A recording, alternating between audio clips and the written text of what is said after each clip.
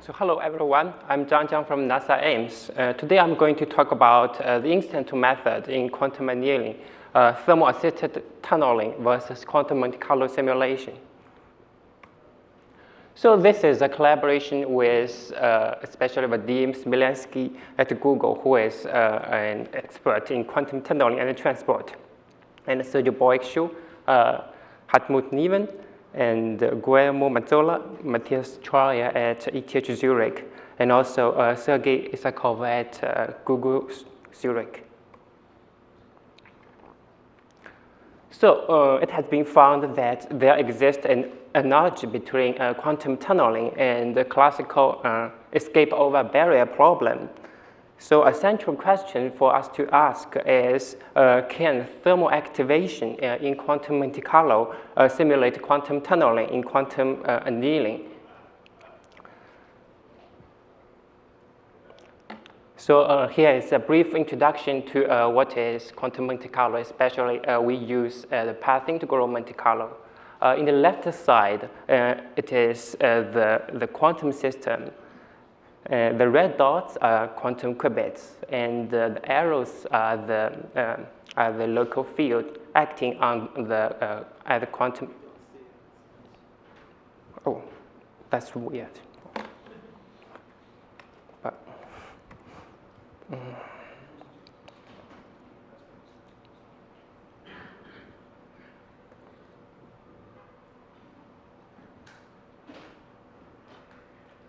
yeah, this works.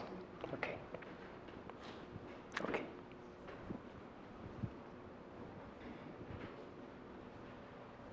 So this is the thermal activation versus quantum tunneling. Okay. On the left side, this is the quantum system we are considered. So each spin are coupled to every other spins. And the red dots represent quantum spins. These yellow arrows are local fields that are acting on these quantum spins as transverse field. So one way to map this quantum system to classical system is to do chromatization. Here I plot 3 of the replicas, but you can have many replicas.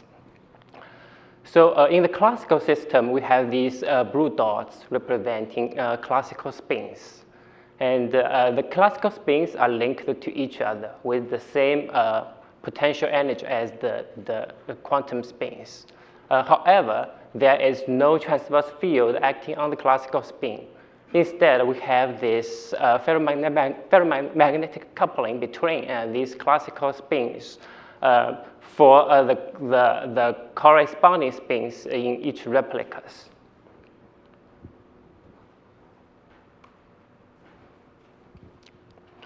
So why we have this kind of map?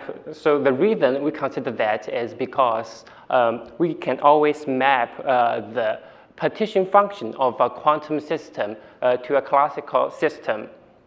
So to do that, we need to do chromatization. And suppose this K is the kinetic energy of the quantum system, and this U is a potential term. And after we do the chromatization, we got another potential term for the classical spins, where the adjacent replicas are coupled to each other by this term K beta. And we call this the classical Hamiltonian HQMC. This classical Hamiltonian depends on the inverse temperature beta. So mapping from the quantum to classical system is easy. We have this K and U, and we map this quantum Hamiltonian to the classical Hamiltonian. So our question becomes to ask whether quantum tunneling described by the quantum Hamiltonian, whether it can be simulated by the Kramers escape event within this classical Hamiltonian HQMC beta x, where x denotes all the configurations of these replicas. So this is a plot of Kramers escape event. Originally, your state sits in this local minimum, and because of thermal activation, it go to the transition point, which also called the saddle point. And then it just go to the global minimum with high probability. So here I state the main results we have found in this research. First, we find that the saddle point of the quantum Monte Carlo Hamiltonian, which is the classical Hamiltonian I just described, is an instanton in the order parameter space. So an instanton is just a soliton in imaginary time. And also we find that the exponential scaling of the escape rate in the quantum Monte Carlo at a given temperature 1 over beta equals to that of the quantum tunneling rate in quantum annealing. So here are the archive versions of our work.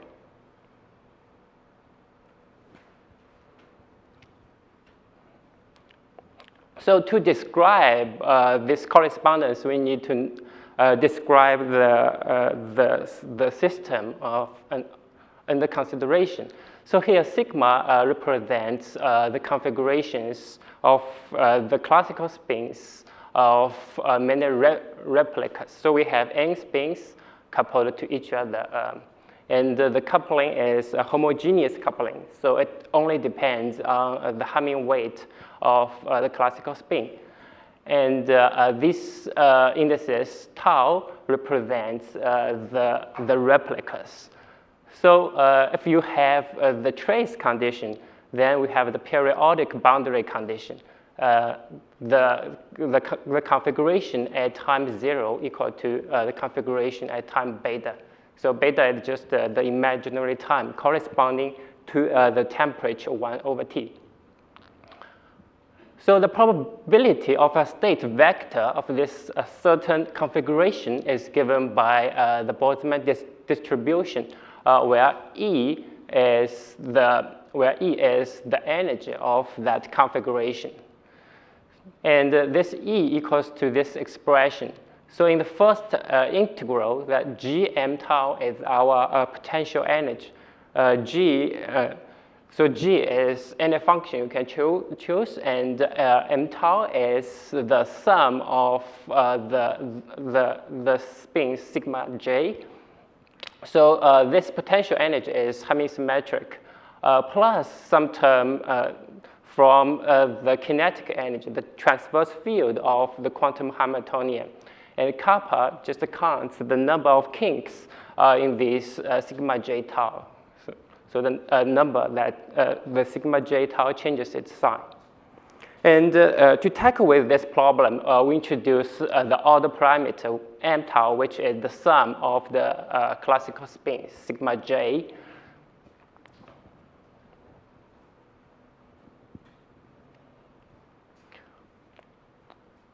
So the free energy in the order parameter space have been given by Bempster and Simogen, and it has this kind of nice form, where this integral is trivial to evaluate. The second term is kind of tricky. So this V is the trace of nonlinear propagator, nonlinear two-dimensional propagator. Because this lambda tau equals to G prime, where G is the potential energy. The prime means the first derivative of that potential. So this is a nonlinear propagator of this Hamiltonian. So this is quite tricky to solve. The way we tackle that is we map this nonlinear propagator to a magnetic field. And the evolution of the expectation value of sigma x, sigma y, and sigma z can be mapped to a spin 1/2 particle evolving on that magnetic field. So in that way, we can solve the saddle point of the free energy.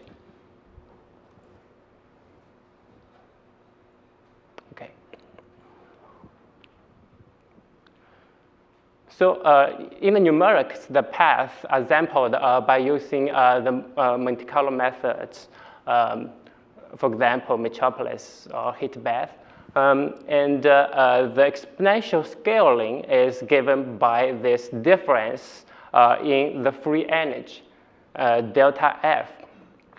And delta F is the free energy and at the transition point minus the free energy at the local minimum. And the transition point, as we show, is given by the instanton solution. So naively, you would think that because all the replicas are symmetric, so the transition point would also be symmetric, so it would be a static point. But we found that it is really counterintuitive. This is kind of like replica symmetry breaking. So you have this non-trivial shape of all the parameter in the space of the replicas. And the transition state is given by this equation where the derivative of the free energy with respect to the order parameter m tau vanishes. And using the method I just talked about, mapping this mapping the nonlinear equation into a spin 1/2 particle evolving in the magnetic field, we have been able to derive the instanton equation of this transition point, which is this equation. And here there is a free parameter L, and this L can be determined by the self-consistent condition, which I'm not going to talk about here. And interestingly, we also derive this equation with the WKB method, where the rate of quantum tunneling can be evaluated. And this parameter L has a physical meaning there. This L is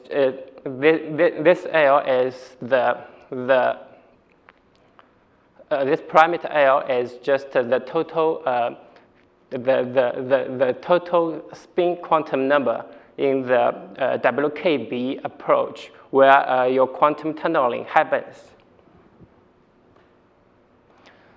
So here are our result. We calculate the scaling of the tunneling coefficient. We compare with the numerics, and they conform pretty well for the Curie-Weiss model.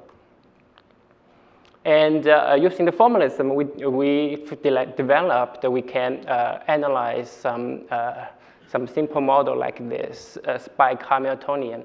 And we also derive similar results as talked before by Elizabeth and Lucas and Wim. Okay, so here I want to talk about some new research we've been done recently. It's about the open condition Quantum Monte Carlo. So the advantage is you have high efficiency. You got a potential quadratic speedup over the periodic boundary condition. We can have extra control by adding pinning field on edge spins. And we also have a nice formalism to evaluate the free energy for finite number of replicas, not necessarily large n limit. But it also has some disadvantages, like it has edge effects, it has extra entropic factors, and it has some unphysical correlation functions, which not necessarily affect our quantum optimization result. So what we find is instead of have a full instanton, we have a half instanton in sort of in the open boundary condition. And what's interesting is in the open boundary condition, the quantum tunneling always happens in total angular momentum space equal to the maximum value. So this could brought some speed up with this interesting fact. And also it could be quadratically faster than quantum annealing. Let me just skip this. Okay. So this is the result we find for the initial conditions for these open boundary instantons, because now you have this uncertainty of the initial position and the initial velocity. So the instantons are much harder to evaluate than the closed boundary condition. But we find it can be derived using these boundary conditions. And also, we've used the WKB approach to compare with the Quantum Monte Carlo calculations. So here is the partition function for the open boundary condition case. Instead of having a trace, we have this expectation value over the state S, where S is the even superposition in the computational basis.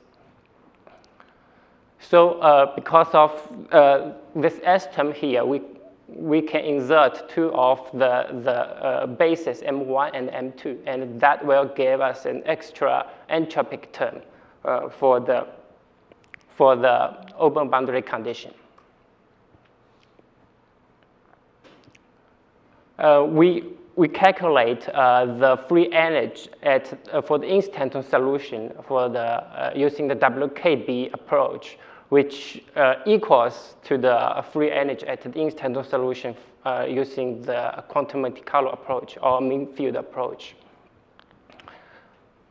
And here, this A is the action of the instanton, and this E is the energy of the instanton. And these are the two entropic factor because of using the open boundary condition. And the same endpoint condition we derived can also be derived using this equation. So here comes to the conclusion. So we have showed for a class of problems with homogeneous coupling or symmetric cost function, the saddle point of the Quantum Monte Carlo corresponds exactly to the instanton solution. And we find that the free energy difference at the saddle point and the local minimum gives the exponential scaling of the Quantum Monte Carlo. So the conclusion is Quantum Monte Carlo can simulate quantum tunneling for all hemisymmetric cost functions. So some future work, we will definitely want to calculate the prefactor of the Quantum Monte Carlo and the quantum annealing to compare it with the recent Google result where you have this 10 to the 8th speed up. And also we are interested to generalize this instanton calculus to more general problems like the spin glass problem by introducing more order parameter. Like the replica symmetry breaking parameter. And we also want to extend this result to non-stochastic Hamiltonian.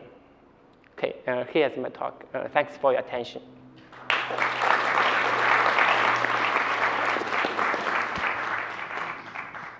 Any questions? Do you have some ideas in mind for how you might extend to the non-stochastic case? Yes, I have. So actually, it's quite easy to do non-stochastic evolution because your Hamiltonian is hemisymmetric. So you can add some like x terms in your potential term. If it is hemisymmetric, you can. Thanks. Other questions? Okay, let's thank all the speakers of this session.